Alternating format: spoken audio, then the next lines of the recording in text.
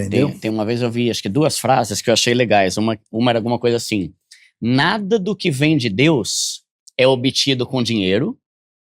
E uma outra que era alguma coisa assim: quem serve a Deus por dinheiro vai servir ao diabo se ele fizer uma proposta maior. Com certeza. Ô, Sayão, eu queria finalizar aqui só com acho que 2 ou 3 perguntas, fora de grana agora.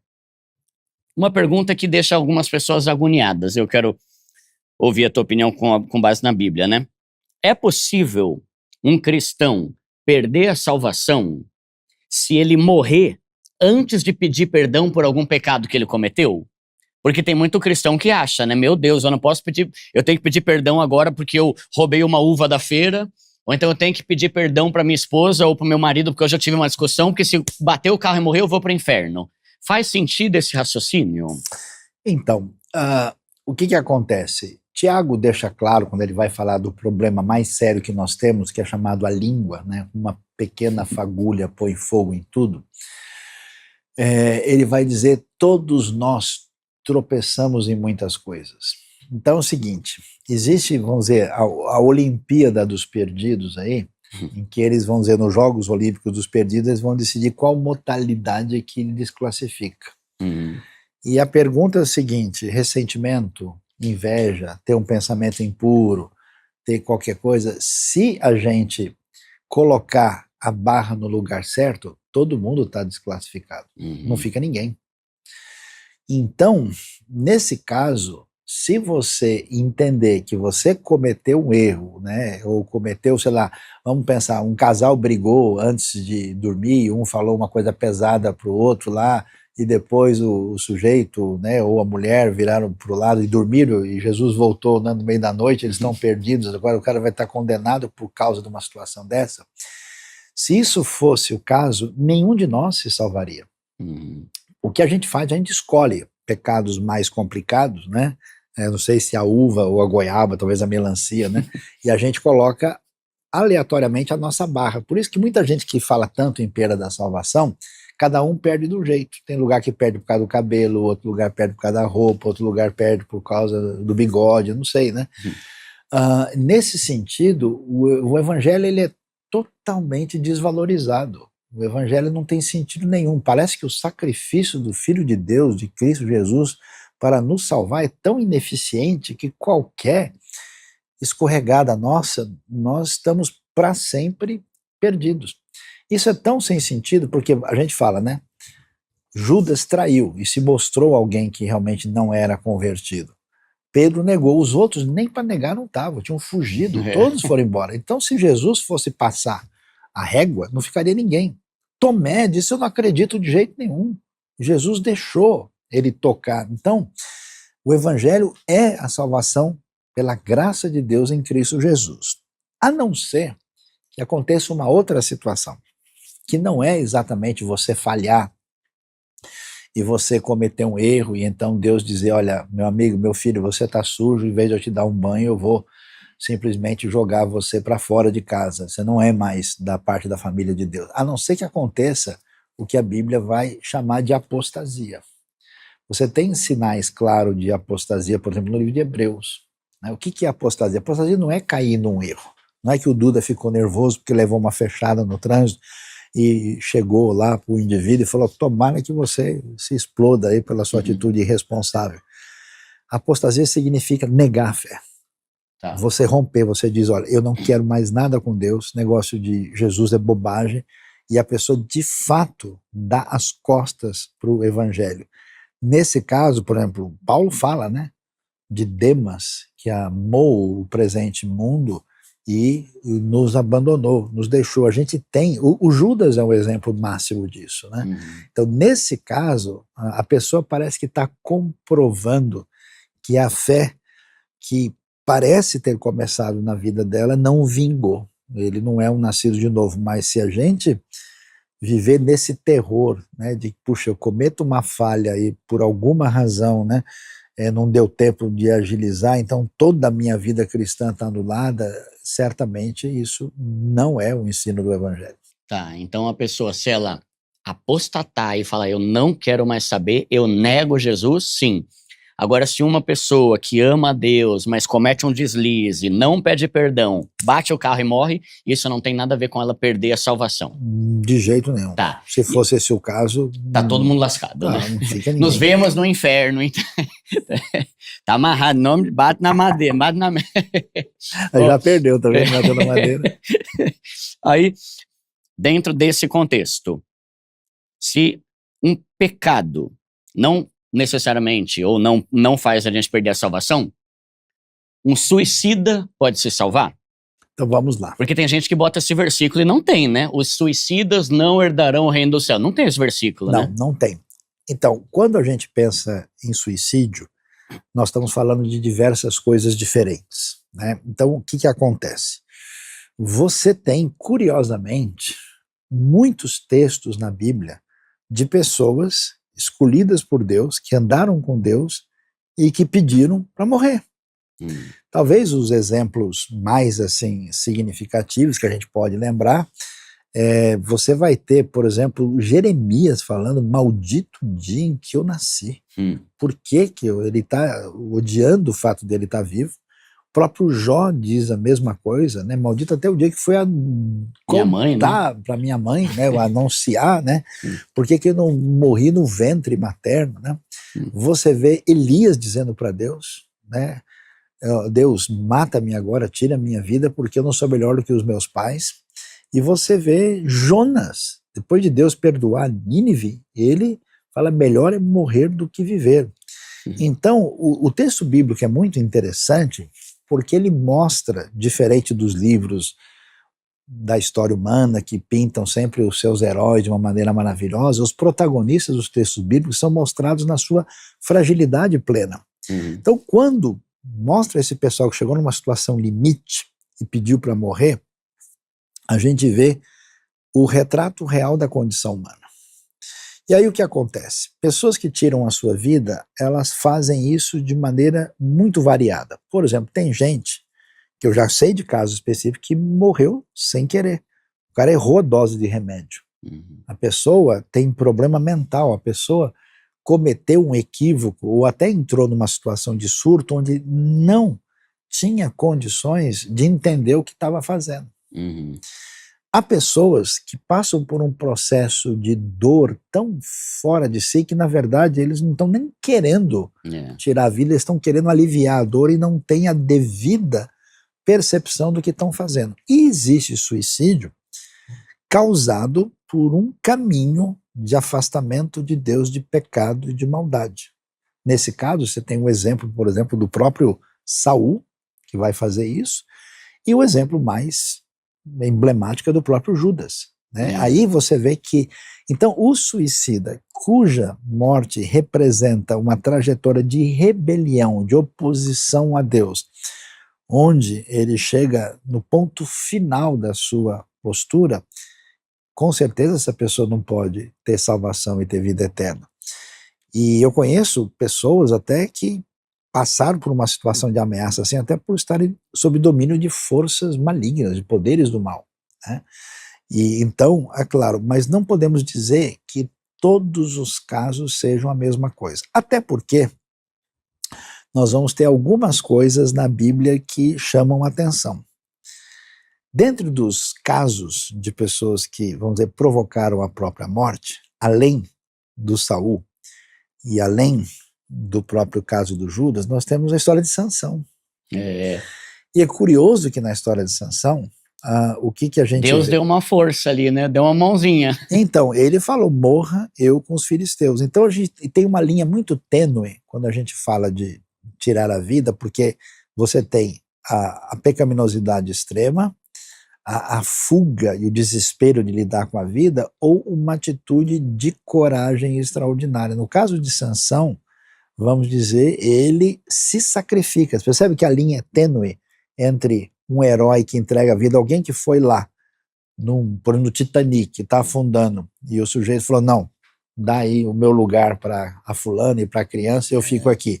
O sujeito se suicidou, ele vai estar condenado porque ele não aproveitou a oportunidade. Então a gente tem que tomar um cuidado muito grande. E, para a gente mais longe ainda, quando você lê lá João 10, 18, Jesus diz o seguinte: ninguém tira de mim a minha vida, mas eu a dou, eu entrego. Então, num certo sentido, Jesus se fez morrer por nós, pela razão mais sublime possível e fundamental. Então, eu conheço pessoas, histórias de pessoas, que se permitiram morrer antes por uma razão nobre, de heroísmo, de benefício para os outros. Então, existe, que a gente pode chamar, se a gente puder dar esse nome, de um suicídio virtuoso em favor de uma causa de pessoas que são beneficiadas, e é claro que as pessoas dessas não estão sendo condenadas por isso. Existe o caso de pessoas que não conseguiram lidar com a dor. Existe o caso de pessoas que a gente viu até pastores se suicidando, né? Por causa de depressão, essas coisas. Né? Às vezes é uma questão de enfermidade, né? A pessoa não entende. Chega um momento que a crise da pessoa é tão acentuada. Eu lidei com pessoas assim, e a pessoa, depois de um tempo recuperada, ela diz: nossa, eu não consigo entender por que eu pensei e agi daquele jeito. Né? Eu conheço pessoas que tiveram tentativas assim, depois de recuperadas, ela chora e fala: mas eu não queria ter feito aquilo. É que realmente aquele momento foi fora do lugar. Então, assim, não vale a pena a gente estabelecer um juízo muito pesado sobre isso, porque a gente não é Deus, a gente não conhece o que passa realmente na situação da pessoa e os detalhes que estão envolvidos. Mas não deixa de ser verdade que em muitos casos de suicídio, a pessoa não certamente herdará a vida eterna. Em outros casos, eu entendo que sim. Tá, boa, boa. A próxima pergunta. Eu sou batista, né? Mas eu conheço e respeito e admiro vários teólogos calvinistas. Tem como lidar com essas duas coisas ao mesmo tempo, o calvinista e o arminiano? Porque, assim, a primeira coisa que eu acho sobre esse tema não é um tema fácil. Porque senão não teria tanta gente inteligente calvinista e tanta gente inteligente arminiana, né? Inclusive alguns dos heróis da fé e dos caras top que fizeram coisas incríveis. Então a primeira coisa eu gosto de falar, não menospreze a opinião do outro, porque eu acho que é um tema difícil e ambos têm base bíblica de acordo com a interpretação deles, né? Eu li até um livro do Norman Geisler, chama Eleitos Mais Livres. É interessante o livro, assim, não vou falar que ele bate o martelo que ninguém bate, mas ele pega todas as bases bíblicas para o calvinismo e todas para o arminiano e como cada um interpreta de um jeito. Tem como viver entendendo que, cara, tudo bem, seja calvinista, tudo bem, eu sou arminiano e tá tudo certo? Então, aí eu vou... Se você vai conversar com os calvinistas e com os arminianos, uma boa parte deles vai dizer: não é bem isso que Calvino falou, não é bem isso que Armínio falou, não, ele nunca negou isso, ele nunca negou aquilo.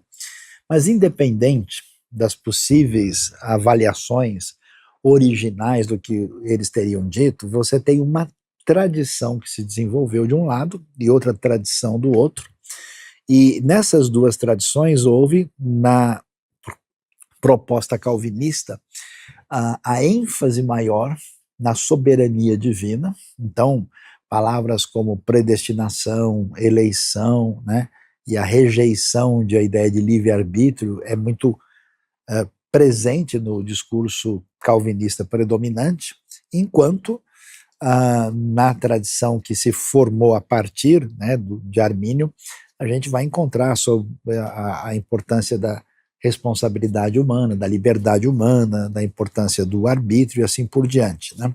E aí você tem os calvinistas ou pastor, só uma coisinha, para a gente simplificar, ver se dá para eu simplificar, porque para quem não sabe o que é calvinismo e arminiano. Calvinista é a pessoa que acredita que Deus escolhe alguns para ser salvos e outros não, enquanto a linha arminiana fala que é uma responsabilidade nossa escolher ou não, porque Deus não faz diferença entre esse vai e esse não vai. Simplificando, seria isso. A grosso modo mas o calvinista vai dizer que na nossa esfera de atuação da fé, tudo é decidido por Deus, né? Existe o que ele chama de uma proposta monergista, ou seja, de um lado só, Deus é que faz, Deus é que escolhe, porque a ideia é que o ser humano não tem como escolher. E aí eles não têm aquele negócio do livre-arbítrio? Não. Então eles não acreditam... a grosso modo... Que tem linhas também, até no calvinismo, né? Não, e também tem o calvinismo eles chamam de 5 pontos, né? e o arminianismo também de 5 pontos, quanto mais você valoriza a preponderância da soberania de Deus, ou mais você valoriza a liberdade humana. E aí o que acontece? Eles, então, nessa polarização, na maior parte dos casos, os dois não são muito simpáticos uns com os outros, dizendo, ó, se você não entender isso, você não vai entender um monte de coisa. Só que onde é que está o problema na minha percepção da realidade? Mais uma vez, a Bíblia foi composta num jeito hebraico de pensar. Entendeu? É como se você pega, sei lá, o seu adaptador, aí, o seu cabo do iPhone e tenta colocar no Android, lá no Samsung, e diz, ó, não está funcionando. Então, o que eu acho que o pessoal faz é pegar um documento, uma expressão que faz parte do pensamento hebraico e jogar na cabeça europeia do século XVI. Aí vai dar ruim, porque não tem nada a ver. E como é que a cabeça hebraica pensa? A cabeça hebraica entende que a gente não pode construir a teologia do Saci Pererê, que é a teologia de uma perna só. Porque ela entende que a liberdade humana e a soberania de Deus são coisas que estão entrelaçadas e fazem parte da mesma realidade. É como um café com leite. Depois que você mistura os dois, não dá para você botar o dedo e falar, vou pegar só o café. Então o que a Bíblia faz? O que o texto de Êxodo fala? Quem endureceu o coração de Faraó? Deus. Diz que Deus endureceu. O versículo de baixo diz que o Faraó endureceu. E o outro versículo fala que o coração foi endurecido. Para a cabeça da lógica limitada nossa ocidental, pane total no sistema. A cabeça hebraica é perfeita. Por quê? Existem realidades que fazem parte da realidade, mas que vão além do nosso entendimento. Duas paralelas só se encontram no infinito. Nenhuma moeda tem um lado só. Então as duas coisas são verdades. Mas como que elas são verdade? Não sei. A verdade é que quando você crê em Cristo, o que aconteceu? Foi você que abriu o coração ou foi o Espírito Santo que tocou? Difícil, né? Foram os dois. É. Foram os dois. Então isso é um encontro misterioso da fé. Sabe uma frase que uma vez eu vi? Eu sou arminiano, né? Uma vez eu vi uma frase que eu achei interessante. Ele fala assim, todo arminiano é um calvinista quando está de joelho, né? Deus, obrigado por ter me escolhido e aberto o meu coração. Então, parece que... mas tem essa mistura, é sinergismo, né? Isso daí? Que é o oposto de monergismo. O monergismo, o arminiano é sinergista, por definição, entendendo que os dois operam, mas as duas realidades estão presentes, de tal maneira que você então vai ver o texto bíblico, já comeu o molho agridoce? Ele tem dois sabores, a Bíblia é agridoce, as duas coisas são realidade. Qual é o problema? A gente quer reduzir isso a uma equação racional simplista do século XVI, não vai conseguir. Assim como você não consegue explicar porque que Deus é 3 em 1 ao mesmo tempo, como é que a Bíblia é palavra divina e é palavra humana, como é que Jesus é totalmente divino e totalmente humano, não cabe na sua cabecinha. Talvez na ressurreição, quando ela virar 2.0, pode ser que você consiga enxergar mais, por enquanto não. Então o que você tem que fazer? Glorifique a Deus pela sua escolha, por aquilo que ele faz na sua soberania, e ao mesmo tempo seja responsável com a sua vida e tome atitude, não fique jogando nas costas de Deus o que está na sua responsabilidade, porque a sua liberdade é um fato real. Então nesse sentido, eu gosto de brincar, e a minha brincadeira é meio malvada, não sei se você vai me perdoar, eu falo, se um indivíduo se diz calvinista e é calvinista mesmo, ele nunca deveria incomodar ninguém, porque ele vê um arminiano e vai concluir que o arminiano é arminiano porque ele foi predestinado para ser. Já que tudo é predestinado, porque você vai ficar enchendo a paciência do cara? Você vai querer mudar a cabeça dele? Não, ele é arminiano por predestinação. E o arminiano que é arminiano de verdade também não devia discutir com o calvinista, porque ele é calvinista por livre-arbítrio e decisão. Deixa o cara em paz. Pare de ficar causando. Então eu acho que essa discussão, esse conflito, essa confusão, ela é uma discussão inútil, desnecessária e que não leva a lugar nenhum. Se não me engano, teve algum, eu não sei se foi Whitfield e John Wesley, sei lá, mas falam que tinha 2 caras aí famosão que chegou e falou, o que você acha do cara? Meu cara lá é calvinista e você é arminiano. Ele falou, não sei, cara, só sei que nós dois vamos se encontrar lá em cima, né? Tem uma história muito bonita, acho que é do próprio Wesley, né, falando, acho que do Whitfield, falando quando ele chegasse lá, né, como é que seria. Ele disse, olha, eu não sei, eu acho que ele vai estar tão mais perto da glória de Deus lá, que eu não sei nem se eu vou conseguir enxergá-lo. E é curioso que Whitfield né, e Wesley, eles se respeitavam muito. Isso que eu acho interessante, porque você tem na história algumas pessoas de convicção mais forte para um lado para o outro, mas se consideravam irmãos e eram respeitosos. Agora, em alguns ambientes hoje, a gente tem um caminho que, para mim, é preocupante e é absolutamente desnecessário importar um conflito de 400 anos atrás para a realidade de um mundo tão difícil como nós estamos vivendo hoje. Tem tanta coisa prioritária, né? É o que eu falo, né? Galera, não tem problema se você é de esquerda. Não tem problema se você é de direita. O problema é você ser chato. Nossa, o problema é você ser babaca. Qualquer coisa que eu precisei, eu postei um boné vermelho. Lula não sei o que lá. Caramba, era só um boné vermelho, criatura. Aí você posta alguma coisa. Bolsonaro, para de ser chato. Tá pra nascer gente mais medíocre do que gente que fica falando o nome de político nos comentários, né? Não, e você sabe que, né, muçulmano é xiita e muito evangélico é chato. E tem muitos. Então, o problema não é você ser calvinista ou arminiano. É você é chato, cara. Vive a tua vida aí. Última pergunta, professor. O que é o pecado contra o Espírito Santo? Esse é meio chatinho, esse tema, hein? Então, mas não tanto assim, né? O pecado contra o Espírito Santo, mais bem descrito lá em Mateus como blasfêmia contra o Espírito Santo, né?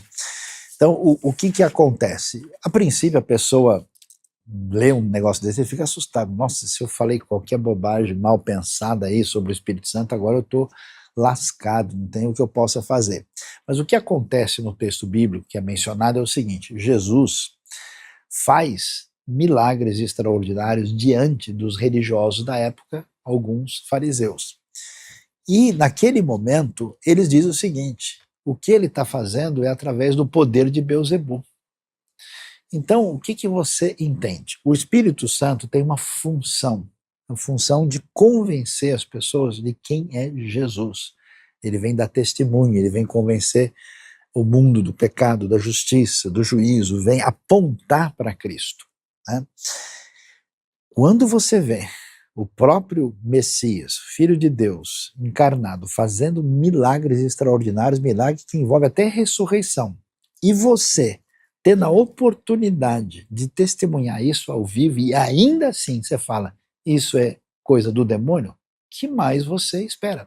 Existe um raciocínio na Bíblia que é o seguinte: quanto mais revelação de Deus você tem, mais responsável você é por responder essa revelação. Essas pessoas conhecem as Escrituras, eles passaram a vida toda estudando a palavra de Deus, eles estão diante do Messias Jesus, eles estão vendo os milagres mais extraordinários e o coração se fecha de tal maneira que eles afirmam disso. Nessa hora, Jesus responde. E aí ele diz que qualquer coisa, né, poderia ser passível de perdão, exceto a blasfêmia contra o Espírito Santo. Blasfêmia tem a ideia de denunciar, de caluniar, de falar negativamente. Então, a blasfêmia contra o Espírito Santo está relacionado com o fato de resistência completa, total e definitiva a tudo aquilo que o Espírito Santo faz para mostrar Cristo Jesus e quem ele é, qual é a sua razão de ser para a pessoa, e a pessoa mostra uma resistência completa. Essa resistência, ela representa o fechamento do coração da pessoa, e por isso é que a blasfêmia do Espírito não tem perdão. Então significa a resistência completa, permanente, à obra do Espírito que envolve negar quem é Jesus. Não é que a pessoa falou um palavrão, ou ele disse, né, uma coisa equivocada sobre o Espírito Santo, ou ele falou uma coisa sem pensar, e agora ele então está se sentindo culpado, e quem sabe eu entrei num tipo de erro que eu não podia ter entrado e não tem mais jeito. É esse o sentido da expressão. Uma vez eu vi uma frase que eu achei interessante, né? Não sei se faz sentido, mas aparentemente sim. Se você tem medo de um dia pecar contra o Espírito Santo, é sinal de que você não vai pecar. E se você tem medo de algum dia já ter blasfemado contra ele, é sinal de que você não blasfemou. Porque se você tivesse feito isso, você não estaria preocupado. Exatamente. Né? Alguma coisa assim. Recentemente eu falei com uma pessoa, falou assim, eu estou com receio de que eu não possa, talvez eu tenha cometido esse erro e eu não posso mais ser perdoado. Eu falei, rapaz, se você tivesse nessa condição, você não estava nem pensando nisso. É muito bom.